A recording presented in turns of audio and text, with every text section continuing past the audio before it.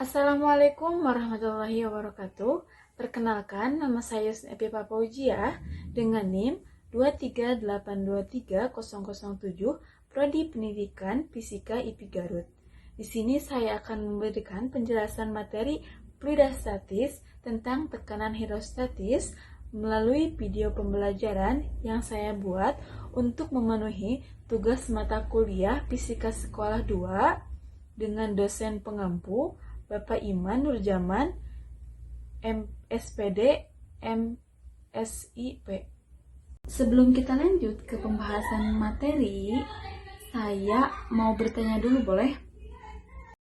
Pernahkah kalian melihat saat di rumah sakit, pasien yang sedang diinfus, botol infusannya itu terletak lebih tinggi dari tangan pasien? Dan lihat gambar di samping ini, di saat pasien yang sedang diinfus, botol infusnya itu lebih tinggi dari tangannya.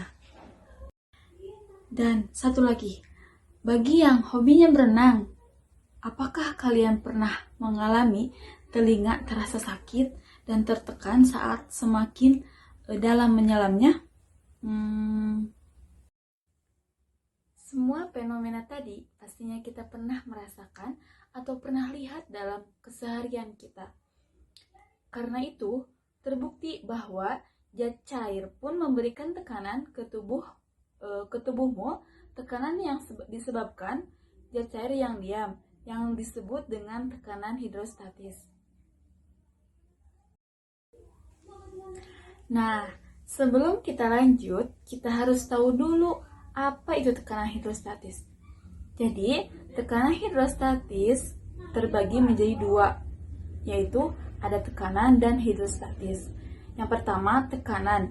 Tekanan adalah gaya yang bekerja tiap satuan luas, sedangkan hidrostatis adalah fluida dalam keadaan diam. Jadi, tekanan hidrostatis adalah tekanan yang diberikan fluida statis pada kedalaman tertentu. Nah, kita bisa lihat untuk persamaan matematisnya adalah P sama dengan Rho dikali G dikali H, di mana P adalah tekanan hidrostatis dengan satuan Pascal, G adalah percepatan gravitasi dengan satuan meter, per S kuadrat, H adalah kedalaman dengan satuan meter, dan Rho adalah massa jenis cairan dengan satuan kilogram per meter kubik. Di sini dijelaskan ada 3 faktor yang mempengaruhi tekanan hidrostatis. Yang pertama adalah faktor jenis fluida. Jadi semakin besar massa fluida, semakin besar tekanan hidrostatisnya. Yang kedua ada faktor percepatan gravitasi. Jadi semakin besar percepatan gravitasi, semakin besar tekanan hidrostatisnya. Dan yang terakhir, yang ketiga, ada faktor kedalaman.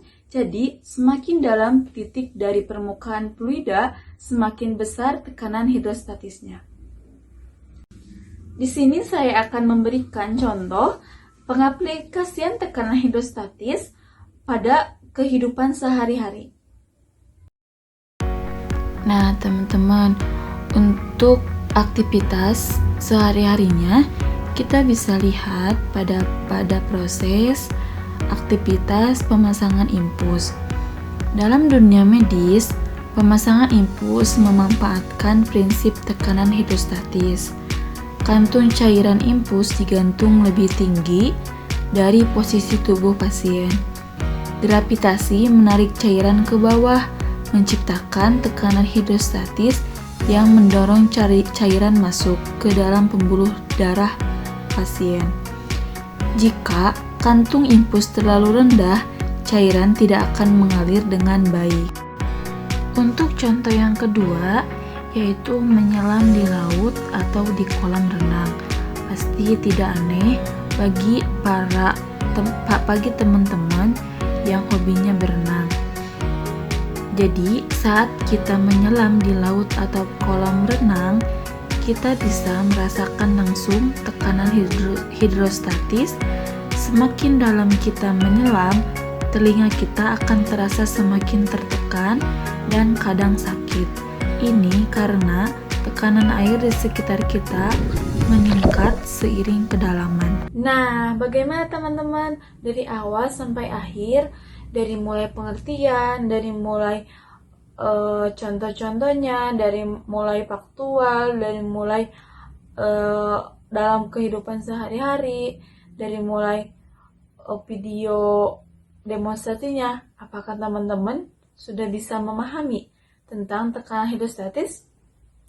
Mudah-mudahan teman-teman bisa memahami melewati video yang dibuat oleh saya.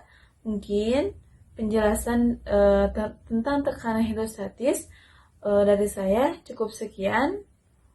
Wassalamualaikum warahmatullahi wabarakatuh. Dadah.